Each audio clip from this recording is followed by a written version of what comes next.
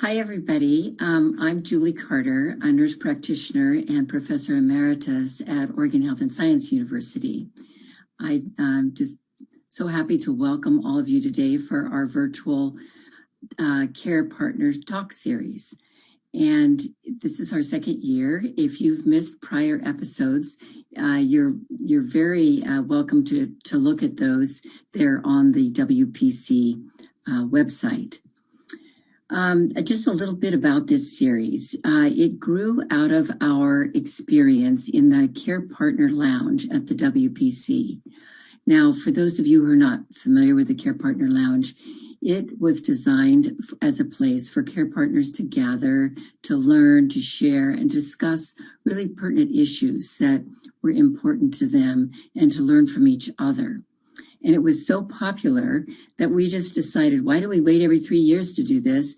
And decided to take it virtual. And so here we are, our second year, and we've had really tremendously positive feedback about this, this series.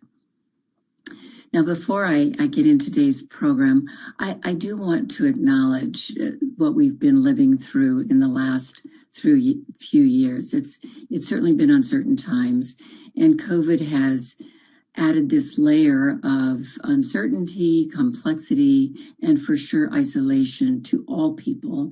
And it has been particularly difficult for people who are living with someone with Parkinson's disease or who is in the role of a care partner.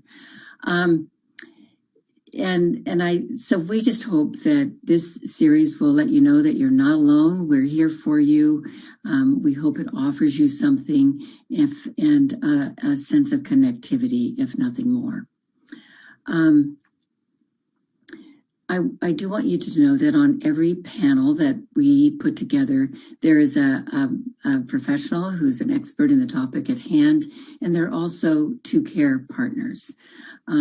We have chosen a care partner who is more in the early stage of living with somebody with Parkinson's disease, and then somebody who's in a more seasoned position. We know out there in our audience, there are a spectrum of people. We actually have over 500 people signed up across 20 countries. So do know that all of you come to this session with different experiences. You come with different emotional, physical, and experiences. And so there's something for everybody in this. Although some things you may already know if you're more of a seasoned care partner. A few little things to note before we get started with today's program. The first is that up in your right-hand corner of your screen, you'll see this button that says Survey. If you need to leave us before the hour is over, please don't hesitate to take the survey. And of course, after it's over, we want you to take the survey. There are only 5 questions. It's really important feedback for us. We use it. We've improved things by the feedback we've had to date.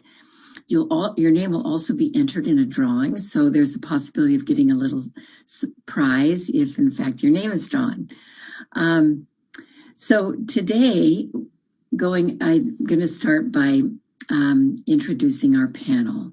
Today's session is communicating and staying connected with when Parkinson's is in the relationship. And this virtual panel will really focus on the challenges and actually some solutions related to maintaining effective communication between a care partner and their person with Parkinson's disease. As we all know, although it's often hard to achieve, good communication is key to any healthy relationship. But in Parkinson's disease, the symptoms can make that even more challenging. So overall, we hope to convey feelings of hope and some real life solutions. I also want you to know that while the panelists are speaking, you can type in your questions in the chat function, and we encourage you to do that. And most of those questions will be taken at the end of our session. I might ask one question after each speaker speaks, but the majority will be at the end of the session. So now let me introduce our wonderful panel. I'm going to introduce them all before anybody speaks. The first person is Rebecca Gifford. And Rebecca, besides being a care partner to her husband, who was diagnosed in 2017, she's an author, a marketing writer, a workshop facilitator, a mother, and of course, a care partner. She and her husband co-host an award-winning podcast called When Life Gives You Parkinson's, and that chronicles their family's journey with this disease. It's really worth listening to. She lives in British Columbia and leads a variety of workshops there through their brain wellness program. Our second care partner is Cherryl Choi, and she is also a care partner to young onset, Jimmy Choi, who's young onset and is also an endurance athlete, which she'll tell you more about. She is director of supply chain management and a Team Fox member since 2012, which is the grassroots arm of the Michael J. Fox Foundation, a very important function. She lives in Illinois and continues to work full-time, be a full-time mom, and of course a full-time wife. So we look forward to hearing from both of them. And then our professional expert is Angela Roberts. She is a speech-language pathologist and an assistant professor in the Pepper Department of Communication Sciences and Disorders at Northwestern University. Her interest in language and acquired cognitive communication disorders in adults with neurodegenerative disorders has really informed her research interests, and which are very interesting. She uses a variety of interesting methodology, has learned much, and will be able to share some of her wisdom with us along these lines. So with and then very finally, I want to thank our sponsors, Supernus Pharmaceuticals and Kiowa Kirin. They have been so generous in supporting this series, and in fact, we simply wouldn't be doing it without their support. So with no further ado, I'm going to start with Rebecca, and she's going to be sharing her her lived experience and perhaps some pearls about maintaining effective communication. Rebecca? Thank you, Julie. It's really an honor and a pleasure to be here. My husband, Larry, and therefore our family was diagnosed with young onset Parkinson's disease in 2017. Larry was age 45 at the time. We've been married for 22 years, and we have a son, Henry, who is 12 years old. We are both communicators by nature and profession. I'm a writer and workshop facilitator. My husband is a broadcaster, a media executive who still works full-time. And we, of course, do our podcast together. So meaningful conversations, stories, and sharing are primary forms of connection and intimacy in our relationship. And it has been since the beginning. And I'll talk more about that in a minute. We are relatively new in our Parkinson's journey, but communication issues are already significant and requiring attention. As many of you likely know, YOPD can progress very quickly and often comes with significant challenges from diagnosis and then over potentially many years. So our intention is to do the work now so that we are better prepared for how progression will challenge our communication and also our relationship over time. Larry's Parkinson's symptoms that affect his ability to communicate in his personal relationships and with our family are memory and retention issues, challenged executive functioning, mild cognitive changes, and then off periods, of course. So these show up in several practical ways for us. Larry has become much more literal. He doesn't understand nuance as well as he used to. He's had to abandon inference and implication. And unfortunately, life and people are complicated and nuanced, and people don't tell stories in an easy, linear fashion most of the time. So he often struggles to keep up. And I used to skip ahead in explanations of things because in the past, Larry and I have always had really easy, effortless communication. And if I've already talked, and I typically have already talked about whatever the subject is at the time, and I can't really do that anymore. So almost every time our family needs to talk about things, big decisions, Henry's school activities or finances or any big life decisions, we have to start way back at the beginning to be sure that Larry remembers all of the context before we can move forward. Otherwise, it's a lot of asking questions and, well, I don't remember that. And what's the detail of that again? So we just kind of move the conversation back and move forward. But therefore, every conversation like that takes a bit more time and attention. Ideas or projects that used to be mutually understood with only a few words now have to be fully and simply explained, often more than once. And I can't assume he remembers an appointment or a previous communication. Some days I feel like I'm on a repeat playlist. Do you remember that we're meeting with Henry's teachers tonight? Do you remember to call your mom for her birthday? Our son often has to remind him about things that they've planned together. And then just sitting and having a conversation as a family over dinner is often challenging, as getting through the day requires so much of Larry's energy and brain functioning that recalling his day or discussing something abstract is at minimum uncomfortable. So the bottom line is communication takes longer and takes much more effort than it used to. And it's just a fact that we can't rely on this part of our relationship to connect us as we were able to before Parkinson's. And the loss of this has been heartbreaking for us both. And it has taken its toll on our marriage. The loss of this has been, before we rarely argued before Parkinson's, but we both find this communication conundrum quite frustrating.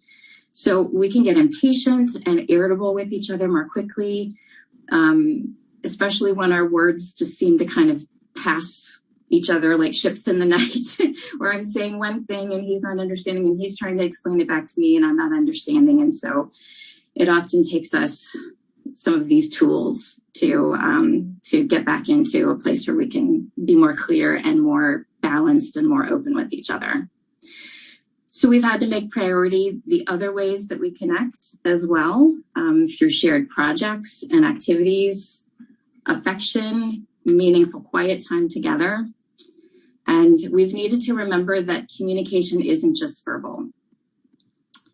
We also can't abandon verbal communication. We have busy lives and it's just not realistic for us to make it a lower priority. With these new challenges, we've had to learn to break it down, remember, relearn, and rebuild our communication muscles. So we still have to work on it every day. Some days I'm more graceful and patient than others, I will admit, and things are always progressing and evolving. It is Parkinson's after all. But here's what our intentions are and some of the tools that we use.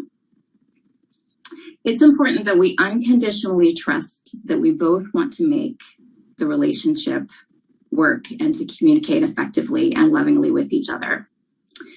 This means making using our tools a priority and forgiving ourselves and each other when things aren't going well. It also means trusting that we can be completely honest in our communication and know neither of us will give up when it's hard or painful. Awareness and adjustment. So noticing, being curious rather than judgmental or critical when communication isn't working, and then pivoting. It often falls to me, honestly, as the person who does not have Parkinson's, to notice first and adjust things. Sometimes there's just too much stimulation or noise or other things going on, and he finds he really struggles to focus. So I need to be aware of that. I'll be the first person to notice that. So I'll just kind of calm things down or take us into a separate room. I've said so many times, especially in the evenings, maybe we shouldn't talk about this right now. In fact, we have a rule in the Gifford household that we don't talk about anything that's too complicated or abstract after 5 o'clock. We can't do it every day. Sometimes there's just things you have to talk about, but that is our rule that we try to stick with. And then with the noticing, it's also trying to notice and celebrate when communication goes well.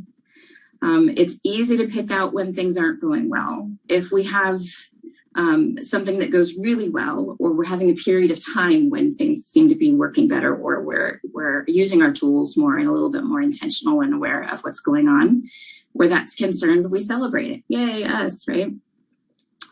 Then once we notice communication isn't going well, we take a breath. We take a pause before reacting or determining how to pivot. I still sometimes have to remind myself that it's the Parkinson's at play and not that he's not paying attention or doesn't care.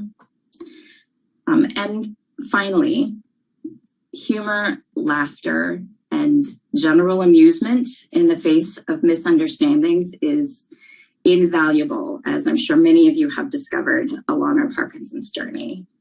Laughter together brings perspective, it reconnects, gets us out of our egos. It also kind of helps to break that stress cycle if we start to feel things spinning out of control. And plus, I think these days we all could use a good hit of laughter endorphins, so that will never hurt. Thank you so much for listening, and I wish you all well on your own Parkinson's journeys. Rebecca, thank you so much. Before we go on to the next speaker, I am going to just ask you one question. This question is about your husband's confidence when in the light of losing some of his cognitive ability. Do you have any ideas about how to continue to communicate and do all your repeating and still maintain his sense of confidence in himself? Yeah, that's where the sense of humor comes in. My husband has a fantastic sense of humor, and he does not hesitate to use it. And he often will be the first person to make a self-deprecating joke about something like that if I start to sound like I'm on repeat or something. And he'll do that for me. It's kind of his loving way of pointing something out that may, if it goes on longer, might start to feel irritating or might start to nag on his confidence, like the question the asker is bringing up. That's a tough one, and I think it's probably very individual to each relationship. What you can, because some people may not respond to humor in the same way or being teased. Or they may not feel comfortable being self-deprecating. But that's what we use, where we'll often, if I notice something, then I'll say it I'll say it with a joke or with a tease or with just like a little elbow bump. And then he knows that that's coming from a loving place and not an angry place.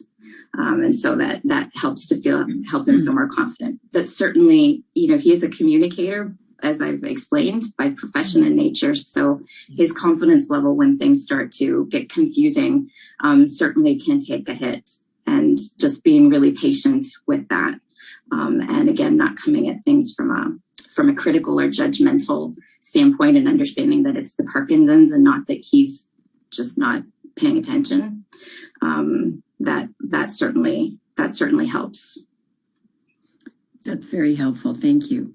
Okay, now we're going to go on to Cherryl Choi, and she too will be discussing her personal experience and sharing some of her helpful suggestions and pearls of wisdom. All right. Thanks, Julie. Hi, everyone. My name is Cherryl Choi. I'm a full-time mom with 2 kids. I married my high school sweetheart, Jimmy Choi, and we've been together almost 21 years now. Soon after we were married, he was diagnosed with Parkinson's disease, and we have been living with PD for 18 years together. Now, I've seen the dark years of not talking about PD, hitting rock bottom, and turning it around where PD is now a constant conversation in our household.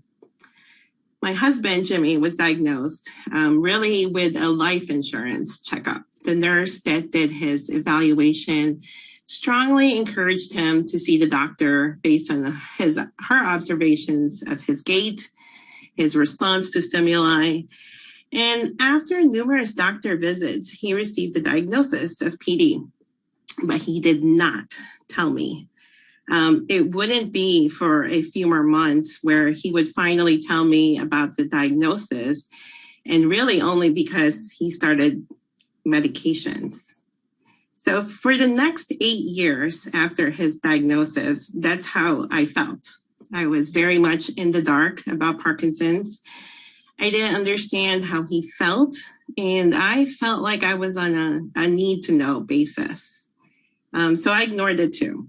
Asking seemed to upset him more, so I just stopped. Apathy was my biggest enemy. I didn't know about this PD symptom in the beginning, but it probably is the one that wreaked the most havoc on my emotions. I'd ask him, "How was your day?" And I always received the non-committal fine, and there's no other offer of details. When clearly I could see that he was not okay, but that was the end of the conversation, at least with him. And instead, I was talking to myself. Was I talking to PD?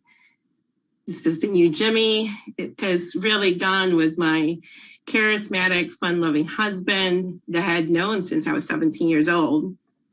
And instead, I have an angry, disengaged Jimmy. And there were many days where I felt that I didn't feel love, like we weren't married, and he didn't love me anymore, nor the kids. I very much felt alone.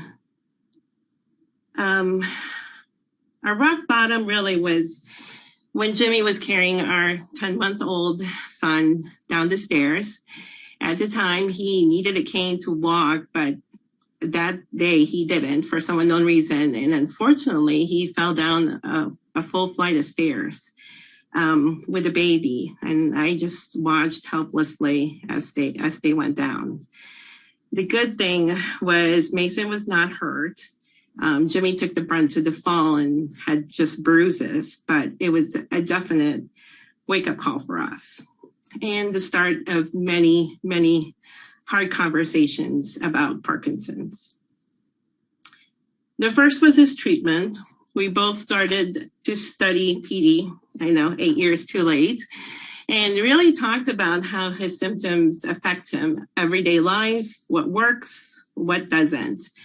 And although this was all very hard for me to hear, what all he had been feeling all this time, the pain, the fatigue, his loss for words, there was some relief too. I felt like I was getting a window into his life.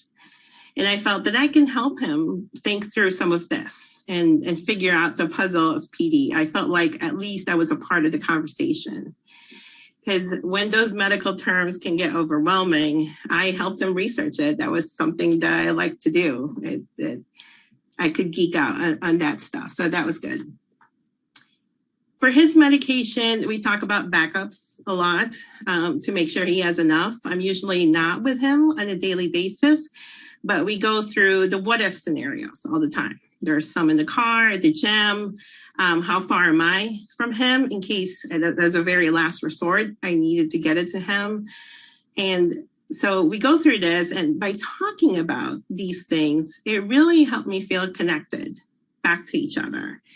And it felt like we were married again. This was what marriage was supposed to be, because we were managing Parkinson's together, and I didn't feel like I was in the dark anymore. The other things we talked about constantly are new treatments. We're always on the lookout for new clinical trials, and DBS is now a constant conversation, if and when he should do it. Right now, we're still talking about it. We're not there yet. And then the other conversations we had together about PD and what we said we would do together is that how would we live with it every day? And we decided that we were going to be both very open about it. So today, PD is part of our new normal. It's part of everyday life and conversation. Our kids are used to hearing PD terms like dyskinesia and dystonia at the dinner table. They may not fully understand it, but it's not scary or hush-hush. They know there are PD symptoms and that we're trying to figure out how to manage it for daddy.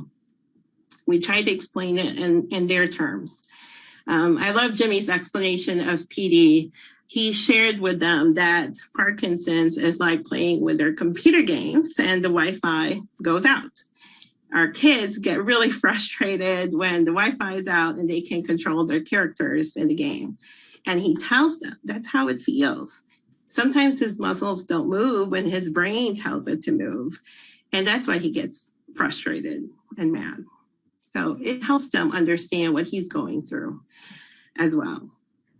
So as part of being open, I've asked Jimmy to explain more how he feels, not that I'm fine or it's okay, it's good. It's being a little bit more in detail, what he really thinks is going on with his body to the best of his ability and to describe it. I, on my end, will promise not to freak out and keep calm and not get overwhelmed.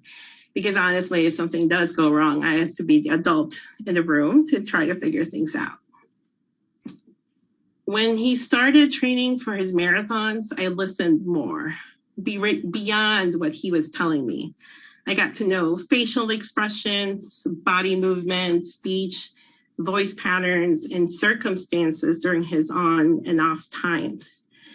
During training, I'd ask what he did, and he'd describe what happened and how he was feeling. If something was off, we would try to troubleshoot together and figure out what we should adjust to prepare for race day or competition day or world record day.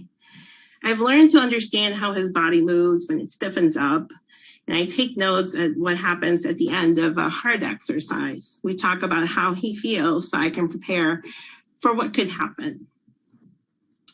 And I also talk to the kids on what they should do if daddy's symptomatic and I'm not there.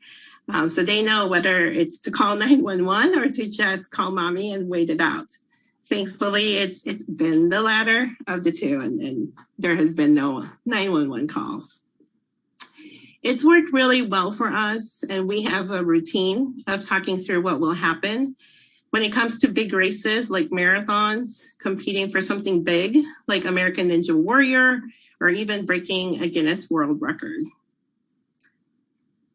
We also use technology a lot to communicate. We're both pretty busy, but we text and message each other a lot of what's going on throughout the day. It's one of the many ways we keep connected. And sometimes for me, it's easier to repeat and remind him with text because as soon as I've said it, he's already forgotten it. At least with text, he can scroll just a little bit above and see what he was supposed to do. And also because he easily forgets, I keep track of the family schedule. Between his speaking events, competitions, the kids, it can all be overwhelming. When I see our calendar so full, I've also taken the liberty of building in downtimes for us because I do think we need that.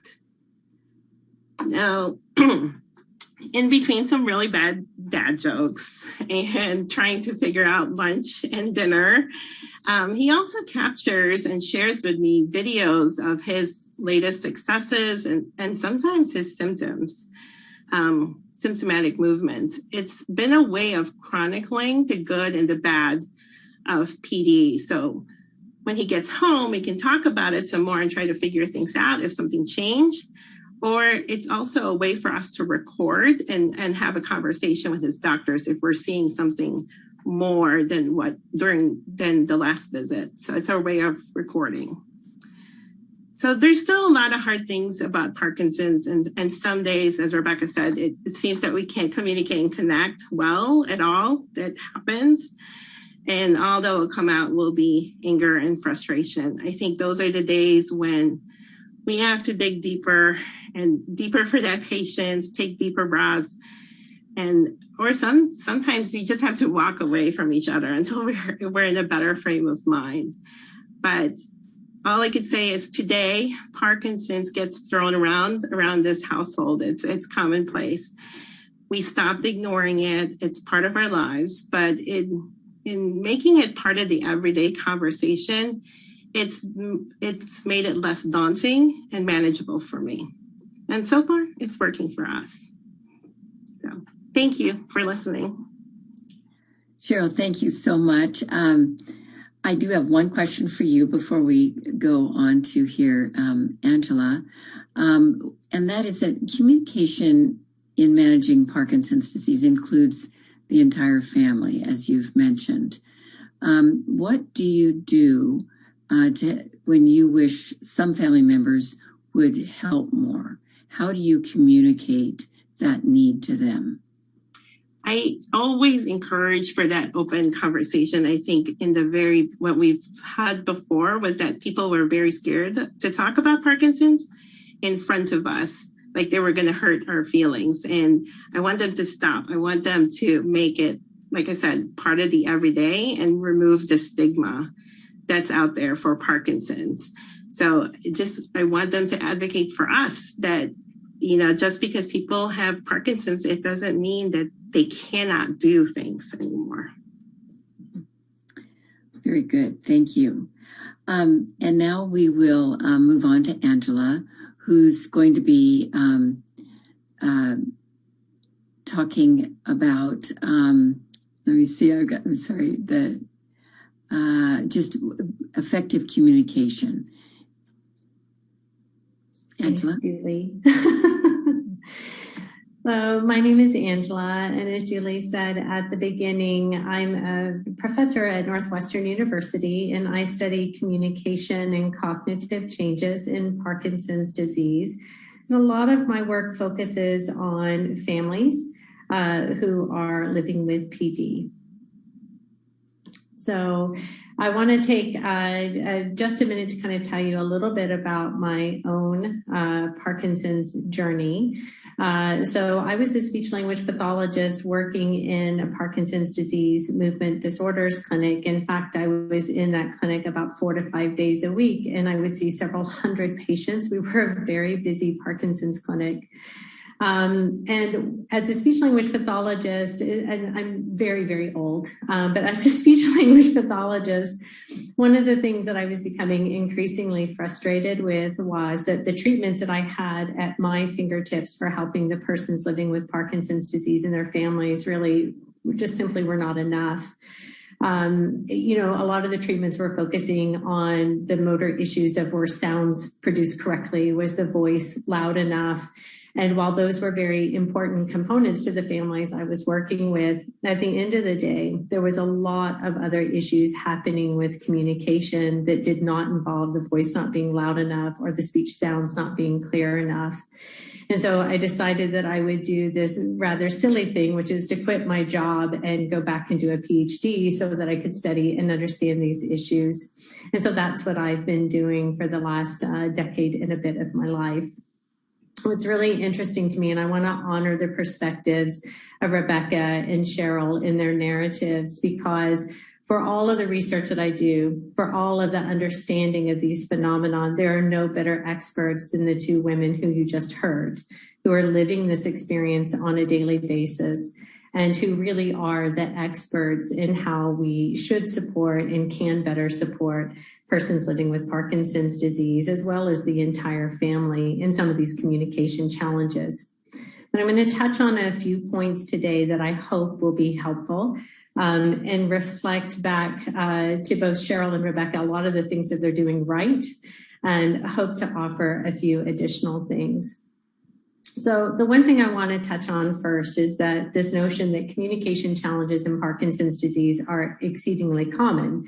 In fact, probably 90% plus of people with Parkinson's disease experience changes in speech and voice loudness and speech sound clarity. But 100% of people experience all of these other changes that Rebecca and Cherryl were also talking about.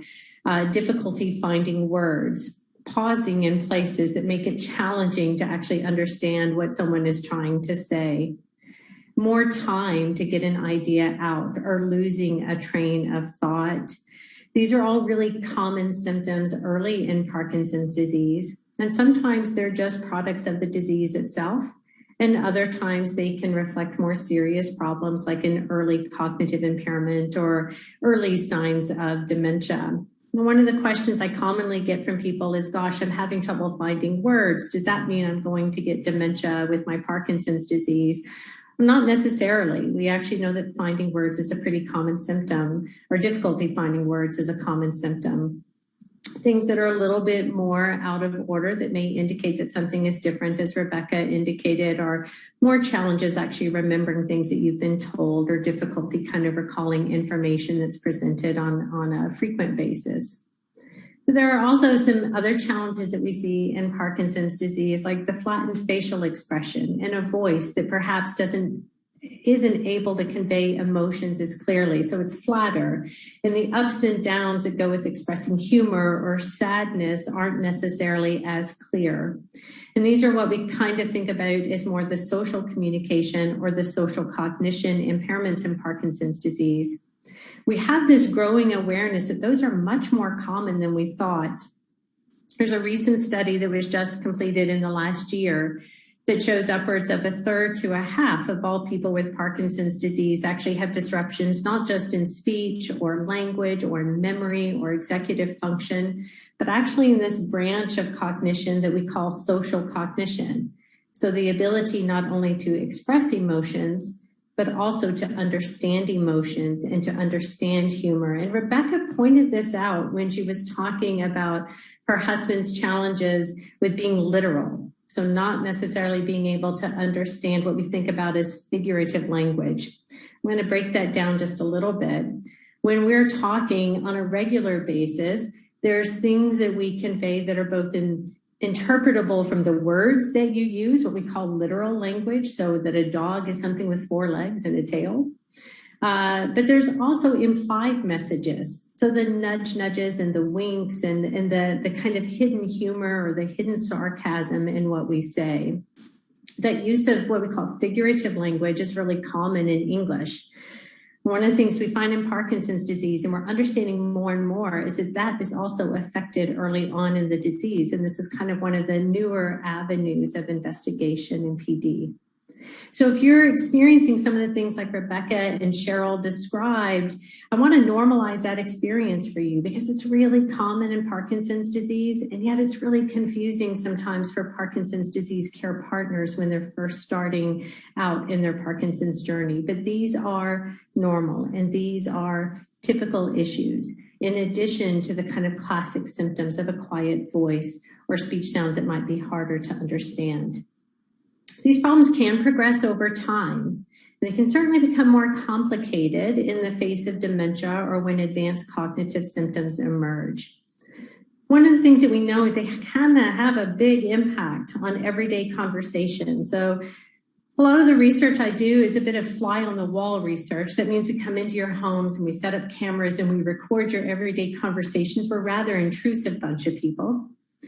But when we do that, part of what we've understood is that almost 2/3, a little bit more, of the communication breakdowns that we see. And that means the times that you and your partner are talking and the message just doesn't get through, or there's a disconnect in what you intended to communicate.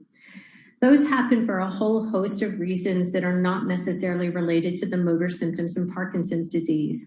That's been really helpful for us, because it's also enabled us to be able to look at specific strategies and what helps and what doesn't help. One of the points I kind of want to extend on here just a bit is to say we're also gaining some increased awareness as to what these communication problems actually mean to the person with Parkinson's disease. And what does it mean for how the rest of the world sees them? And I think this is an important point for caregivers and care partners to be aware of. So what more recent studies are starting to show is that these communication problems, so difficulty with speech, difficulty finding words, difficulty keeping a train of thought, flattened facial expressions, trouble interpreting the emotions conveyed by others in their speech or in their facial expressions, this whole cluster of symptoms that we think about in Parkinson's disease actually lead to some pretty devastating circumstances where people with Parkinson's disease are stigmatized and dehumanized. And so what does that mean? It means that because we as humans are used to looking at one another and reading facial expressions and hearing a voice that sounds what we perceive as being typical, the changes in Parkinson's disease have a particularly devastating impact on actually causing other humans to not see people with Parkinson's disease and their humanity. It's a phenomenon we call dehumanization. The brain actually doesn't recognize them as having the same human qualities. Now, that doesn't mean that people with Parkinson's disease are recognized as being animals or creatures or anything else, but it means that that empathy, the empathy that one human feels for another when they encounter someone, is actually negatively impacted by Parkinson's disease. So people living with Parkinson's disease will tell you this. I feel like when I'm out in the community, people look at me as if I'm not intelligent anymore, or I'm not a person anymore, or they're not seeing me. And there's actually a neuroscience explanation for that. The disease itself means that the typical things that we read that identify people as being human are somewhat lost. I point this out because it is up to us as care partners of people living with Parkinson's disease, and I have my own Parkinson's disease care partner journey. But living with people who have Parkinson's disease, it is up to us to help to frame out for the world what they actually have difficulty with, and to scaffold their ability to engage with others. It means we have to advocate on their behalf to say, you know, just because Jimmy, I'm sorry, Cherryl, I'm going to use Jimmy as an example. Just because Jimmy's facial expressions may not say what he means, listen to his voice, listen to his words, and watch his face. Watch his actions, and not just how he's saying it. So our job to advocate to kind of reduce the stigmatization and dehumanization piece. So when I talk about this, I often say that communication challenges live at the nexus of the person with Parkinson's disease and their care partner. And I say that because a lot of the challenges that we see are not just Parkinson's disease, as Rebecca said, but are also how care partners adapt, and sometimes maladaptively, around the changes in Parkinson's disease. So the problem isn't just the disease, and the problem isn't just the person with Parkinson's disease. We as care partners and communication partners can also develop really bad habits. I'm going to talk about a few of those that we just need to be aware of. And when we do our research, we see that both of those, the disease itself and the changes in communication, but also the changes in the communication partner, contribute to challenges in getting messages across and in connecting. So as Rebecca and Cherryl have already said in ways that are much more profound than I will ever state, this has a huge impact on families, not just the care partner, not just the spouse, but children, siblings, close friends. So when we think about managing these communication problems, we think about managing them as a whole family unit. So the research that I do in my lab is actually based on what we call a family systems framework, meaning that we're very interested not just in what Parkinson's does to the person with PD or their partner, but what it actually does to the entire family unit. And we look at the impact of our interventions, not just on the person with Parkinson's disease, but how it impacts the entire family. So I want to offer a little bit of hope here before we launch into some question space. And that hope is in thinking about, and I'm going to, kind of re-echo some of what Cherryl and Rebecca have already said, because they said it so very well, that learning how to connect and not just to communicate, not being so worried about the messages that comes across, but the moment to connect emotionally to the other person. It's about acknowledging and balancing your needs with the person with Parkinson's disease needs. And sometimes that means, because we want people to go and exercise and communicate and have all of these social interactions, but that's exhausting for the person with Parkinson's disease as well as for you. Sometimes it's actually important to just step back and schedule that quiet time, as Cherryl indicated. It's being mindful of your own motivations, as Rebecca talked about. What do you want out of that communication moment, and when is the best time to have it? It's about working as a team and using some very focused strategies, right? Thinking about breaking information down into smaller units. You're not giving so much information at one time to be processed. It's about offering more time It's about not interrupting and giving the person with Parkinson's disease ample times to say what she or he would like to say, and acknowledging that that's going to take more effort and more time, and not to interrupt and not to overtalk, to preserve their voice in the conversation. To help with memory problems, you can actually, as you're having a conversation, write down key words so that if you're talking about getting the roof replaced, you can write down roof, the cost, the name of the roofer, so that you're almost tracking the conversation on a piece of paper. That can help the person with Parkinson's disease who has memory issues to keep track of the conversation, so they're not getting lost, as Rebecca talked about, and you're not having to go back and retrace. So these are all simple strategies that take a little bit of time to get practice with, but they can work. And lastly, I have to advocate that sometimes it's hard to do these on your own. And so speech language pathology services can really be helpful, both working on voice loudness and clarity of speech sounds, but also working with a therapist to help arrange your communication strategies that work best for you and for your family member. And so I'm going to pause there so we can move into the question time period. But I do want to make sure that we leave ample time, anytime in the question period, if you have questions about specific strategies, I'm happy to talk about those. And Julie, I'll pass it back to you. Thank you, Angela. Well, I would like to start with a question to you, which is my partner isn't very motivated to try new communication. How can I get them to do more? I feel as if all the pressure is on me. It's true. And we heard, Cherryl and Rebecca kind of each say that the pressure feels like it's on them. And there's a truth to that, right? We are the people without Parkinson's disease. And so making those adaptations, we have to act as a scaffolding, sometimes what I call a ramp for the person with Parkinson's disease. So that means if you're in a conversation and the person with Parkinson's disease is slowing down in terms of being able to process the information because so much information is coming at them, you've got to pause the conversation. You've got to play a strategy that says, hey, I want to take a minute and talk about something else, or I want to shift the topic to buy them some time. So there is a lot of pressure on you. But in terms of getting people to take on new strategies, the way I like to have families try to approach this is simply to negotiate that with the person who has PD. Talk about what's working for them. Talk about what you need as a communicator. And actually, it takes some time to have these conversations. They're not easy. It doesn't happen overnight. Patience is required. But thinking about negotiating preferences from the outset, slowly introducing strategies, not expecting them to be able to do everything all at once, and adjusting your expectations. It is not important that every communication moment go perfectly, or every sound be perfectly articulated, or every word be perfectly heard.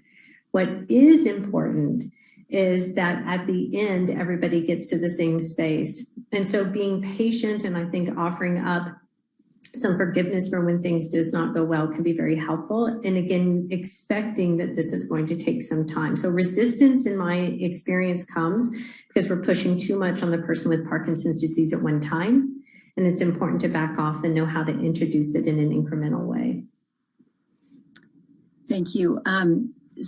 Segueing from that comment to Rebecca and Cherryl, either of you or both of you, when in thinking about those strategies of improving communication with your partner, you're not the only person communicating with your partner. How do you help others around them with those same kind of strategies, which, as Angela mentioned, are quite time consuming? And this, you could start with your children, even if that's just. Yeah. I guess with my kids, I just encourage them to always ask. Even when they were kids, I remember specific questions from my kids, like, why does daddy shake when you don't? Or like, how come he has trouble saying certain words? And that's actually where I introduced the concept of Parkinson's disease more, and having them learn more about it. It's coming from a place of, we want to educate and make them aware of the challenges so that they know how to encounter it. So that's how the kids kind of learned about Parkinson's. We didn't sit down with them like, this is what Parkinson's, like it wasn't a big orientation of Parkinson's conversation, but it's as it happened and as it went along. That's how we did it. And then, with other folks, it's happened more at the gym, where he would have problems, for example. I've sat down and talked to his trainers and just let them be aware, this is what could happen. And sort of like how you handle it with Jimmy, he'll eventually get it. He'll get the words out, but you just have to be patient with him and kind of wait it out. Very helpful. Yeah, regarding other people outside of our family, Larry is actually really good at communicating that himself and is pretty open about his Parkinson's with the people who, especially if he has a regular communication or a working or personal relationship with them. So he'll talk through it, or if something is struggling and they're asking questions or they're confused or whatever, he'll just say, well, this happens sometimes, and kind of, briefly explain it. But I like that you pointed out that can be an issue in the family, in the immediate family with our kids. My son, and I love what Cherryl said, but my son definitely struggles to understand that sometimes and isn't always patient with Dad. So we take advantage of the opportunities, like Cherryl said. When it comes up, we talk about it. We give him an opportunity to talk about it and air his grievances or whatever his frustration, whatever that is. He always is welcome to do that in the family.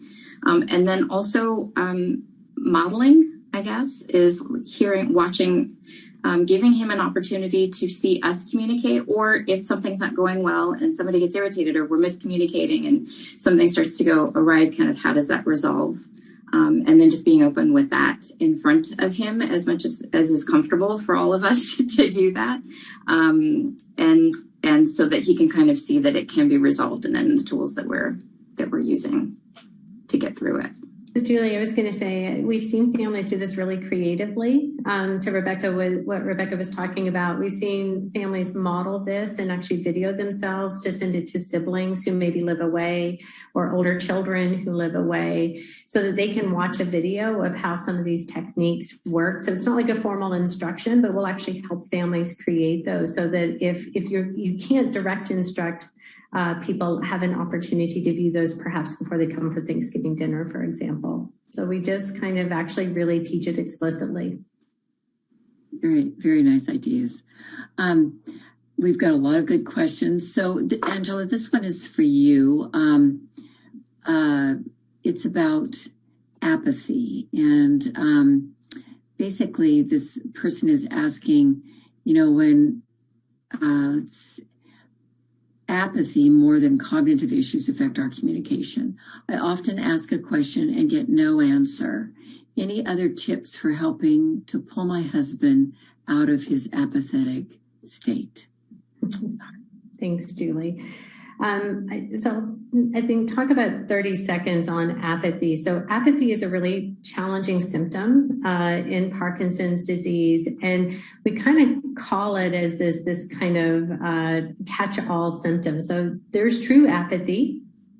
There's also just slowed response that's complicated by lack of facial expressions. It can feel like apathy. And apathy is actually also part of the cognitive symptoms, but apathy can also be part of depression. So apathy is a really challenging symptom in Parkinson's. One of the things that if we're assessing people that we think apathy is contributing to their communication issues, is to first make sure that it's not just a processing problem. So again, it can mask. So sometimes what feels like apathy is actually someone just requiring a lot of time, or actually having difficulty processing what someone is saying and being super slow at being able to formulate their response. So it feels like apathy and we call it apathy, but it actually may be more of a communication issue to where slowing down, or again, giving response choices. So, are you talking about lunch or dinner? Are you talking about going to Sarah's house or Bob's house? You can actually write down and help people make choices by pointing instead of having to try to say what they want to say. And so I think it's, breaking that kind of ice of trying to decide, is this truly apathy, or is this an actual communication challenge, or is my person with Parkinson's disease overwhelmed in this morning? Parsing out those effects is something that's really, really important to do.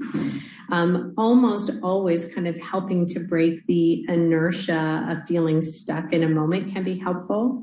And so we'll suggest that family members, have communications while maybe out and walking, so that the person's moving and they're just engaged and more active at the time, instead of doing that from a sitting position.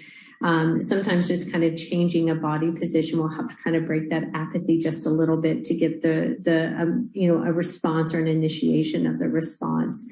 But I think before assuming it's all apathy, it's important to kind of think about, is there actually, a hearing issue or a communication issue at the heart of it, and try to pull apart those strategies appropriately. A lot of the time when we see these people, and Julie, you may have had different experiences in your nursing experience, but in the clinic, almost always these circumstances are actually communication issues that can be addressed with strategies, and are less so, kind of complications of apathy. So I think it's worth looking that direction first. Thank you. That's very helpful. It is so important to try to understand the actual cause. It is, yeah, because apathy is such a catch-all, right? It is such, in this condition especially, it's such a catch-all, and yet we say it's the hardest symptom for us to manage as well, right? So it is real and it is there, but it just embeds and interweaves with a lot of other issues in Parkinson's. All right, so moving along, and I'm going to pose this next question actually to both Rebecca and Cherryl. My husband has no facial expression and always looks sad. His voice is soft and speech hard to understand. Communication is non-existent for me because he is distracted and cannot focus. I don't think of him as a team member. Rather, he is needy. He has been having speech therapy, but he hasn't made much improvement. What tips do you have, if any, to get him to communicate, to get him to communicate both ways? Wow.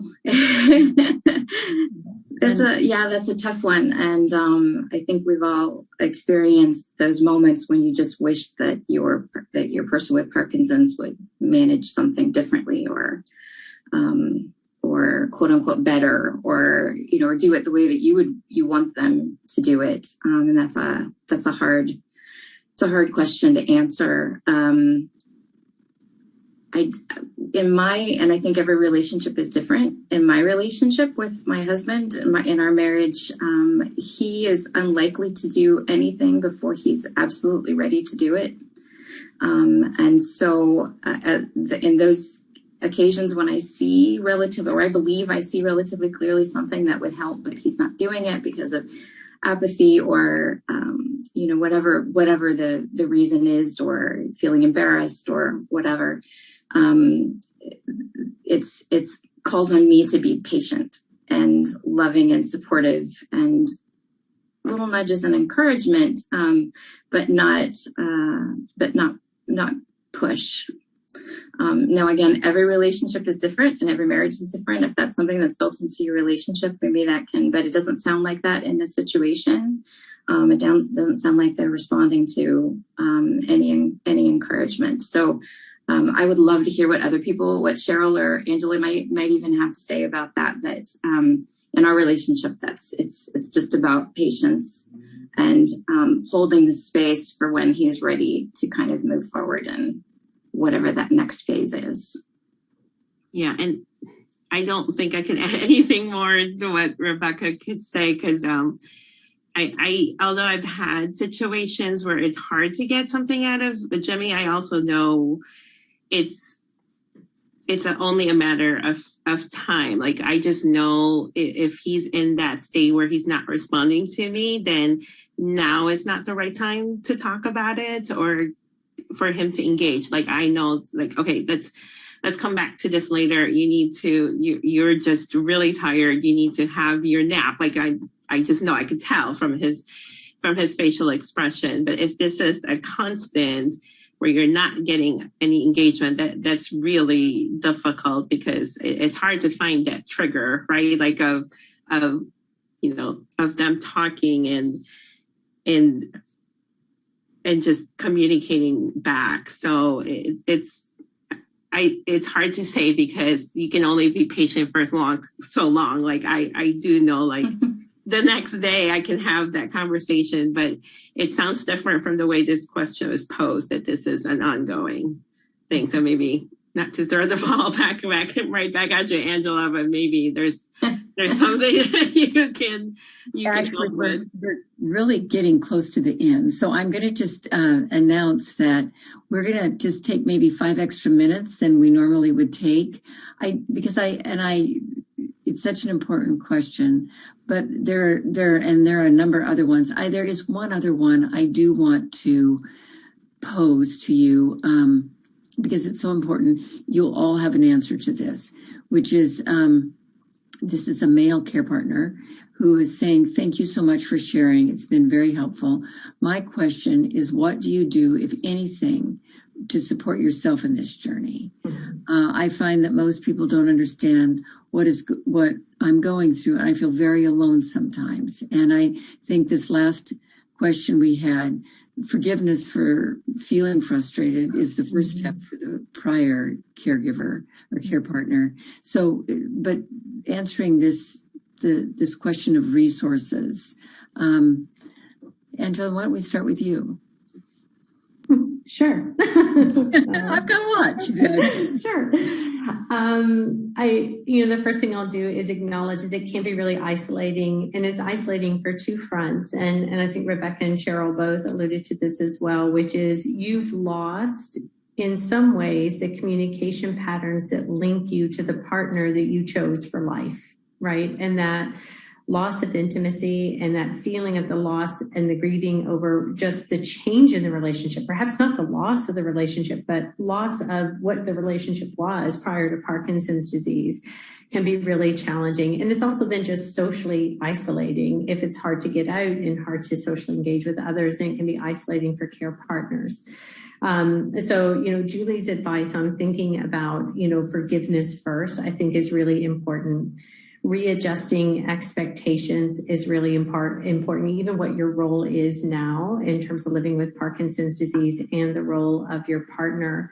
And then I think giving yourself permission, as challenging as sometimes I know that is, because it can be different from your behavior pattern prior to Parkinson's disease, to create social outlets and social engagement opportunities that both include the person with Parkinson's disease, but also that don't include the person with Parkinson's disease. That's okay. It's okay as a care partner sometimes to walk away and have your own outlet. That takes some time in negotiating with the other person. But it is okay to do that so that you have an outlet to where you feel like you're not as isolated. And we encourage that. And the last thing I'll say is something that Rebecca alluded to as well, and we find this really helpful across conditions that we work with, is remember that connecting in silence can also be really powerful. It's, taking a quiet walk together while holding hands, even if you don't say anything, can be as emotionally connecting as exchanging a lot of talk between one another.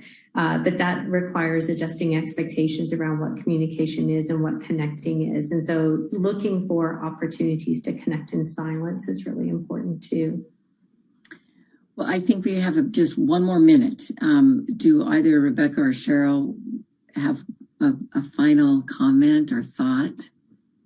I guess I would just real quickly, what I'd add to that is have also a different identity, or just outside of you being a care partner. So for me, it's professionally, I have a different life where there is no talk about Parkinson's. It's me dealing with the very geeky supply chain stuff, and it's taking your mind off of it as much as you can. And that's the certain balance, and find your tribe. I've also found other care partners, again, through social media, and I connect with them that way as well. So it's a different conversation that with me and my partner. All right. So first of all, thank you all for for listening to this wonderful panel. Thank you, panel members, for all your contributions. I'd like actually each of the panel members to leave you with one key takeaway, which and I'm going to start with Angela. Oh, sure. Thanks, Julie. My key takeaway is to remember that communication is so much more than just exchanging a message. And it's really about connecting. And so adjusting expectations around what success means and keeping track of your intentions and learning to connect in many, many different ways that involve both talk and silence is a key importance in living with Parkinson's. Rebecca?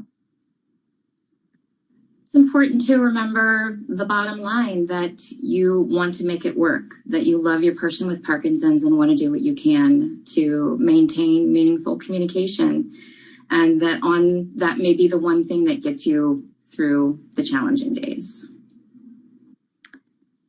And Cherryl?